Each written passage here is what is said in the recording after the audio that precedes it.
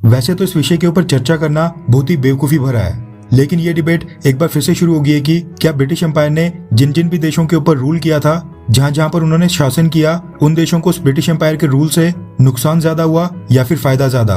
भारत की बात करें तो कई सारे एस्टिमेट्स ऐसे सामने आए हैं, कई सारी इकोनॉमिक स्टडीज सामने आई हैं, जिनमें दावा किया गया है कि 1765 से लेकर 1938 के बीच ब्रिटेन ने जितने भी भारत के नेचुरल रिसोर्सेज लूटे, भारत में टैक्स कलेक्ट किए, रिवेन्यू जनरेट किया, उसकी वैल्यू आज की डेट में $45 ट्रिलियन बनती है। $45 ट्रिलियन आज की डेट में इतनी बड़ी रकम है कि अगर आज हम दुनिया की टॉप 3 इकोनॉमीज की जीडीपी को भी जोड़ दें, यानी अमेरिका, चाइना और जापान की जीडीपी को भी मिला दें, तो भी वो $45 ट्रिलियन से कम है। इन तीनों का टोटल $44 ट्रिलियन बनता है। तो आप सोच ही सकते हैं कि ब्रिटिश एम्पायर ने भारत को किस हद तक लूटकर खोखला कर दिया था। ये $45 ट्रिलियन का फिगर हमने कोई अपनी मर्जी से कोट नहीं किया है, बल्कि इससे रिलेटेड एक स्टडी कोलंबिया यूनिवर्सिटी प्रेस ने भी पब्लिश की थी और हमारे विदेश मंत्री डॉक्टर एस जयशंकर साहब इसको पब्लिकली कोट भी कर चुके हैं। इसके अलावा ब्रिटिशर्स ने भारत के लोगों को कैसे ट्रीट किया, कितना प्रताड़ित किया, कितने अत्याचार किए, कितनी किलिंग्स की, कितनी ह्यूमन राइट वायलेशंस की, इसकी तो कोई सीमा भी नहीं है। इसका ना ही कोई ट्रैक रिकॉर्ड है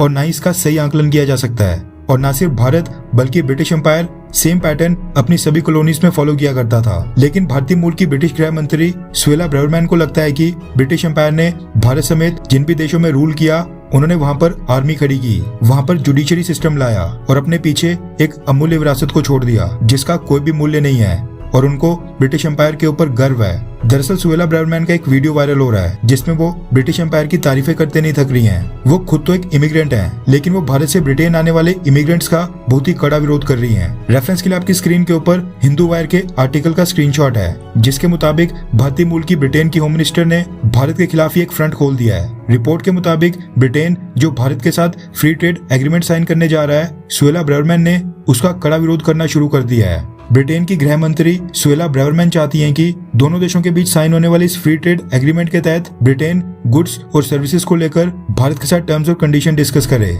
ना कि इंडियंस के लिए वीजा की। यानी इस फ्री ट्रेड एग्रीमेंट में भारतीयों के लिए वीजा का कोई प्रावधान नहीं होना चाहिए। दरअसल भारत ने फ्री ट्रेड एग्रीमेंट के तहत ब्रिटेन से इंडियंस के लिए स्टूडेंट और वर्क वीजा का कोटा बढ़ाने की मांग की थी, जिसके खिलाफ सुएला ब्रावर्मैन ने ब्रिटेन में कंट्रोवर्सी खड़ी कर दी है, जिसके कारण अब माना जा रहा है कि दिवाली यानी 24 अक्टूबर को ये ट्रेड एग्रीमेंट साइन होना पूरी तरह से इम्पॉसिबल है।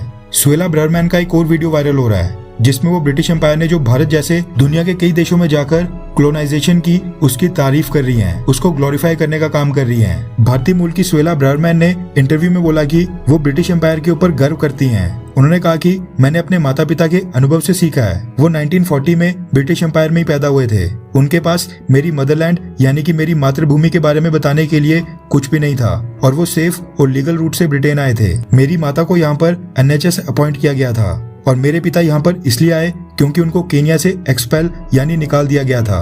वो लीगली इस देश में यानी ब्रिटेन में लीगली आए थे और उन्होंने बताया कि ब्रिटिश एम्पायर ने infrastructure, legal system, civil service और आर्मी को मॉरिशियस और केन्या जैसे देशों में लाया। यानी सुएला ब्रावर्मैन का कहना है कि ब्रिटिश एम्पायर ने भारत जैसे जिन भी देशों के ऊपर राज किया, उन्होंने उनको इंफ्रास्ट्रक्चर खड़ा करके दिया, वहां पर बिल्डिंग्स बनाई, लीगल सिस्टम, जुडिशरी वगैरह का सिस्टम दिया, सिविल सर्विसेज और आर्मी को कैसे खड़ा करना है ये सब सिखाया। यानी उनके मुताबिक हम सबको इसके लिए ब्रिटिश एम्पायर का शुक्रगुजार होना चाहिए। सुएला ब्रावर्मैन की ये वीडियो इस समय काफी वायरल हो रही है और अब न सिर्फ भारत में उनका विरोध शुरू हो चुका है, बल्कि कई सारे बड़े बड़े प्रोफेसर्स और हिस्टोरियंस विदेशों में उनकी आलोचना कर रहे हैं।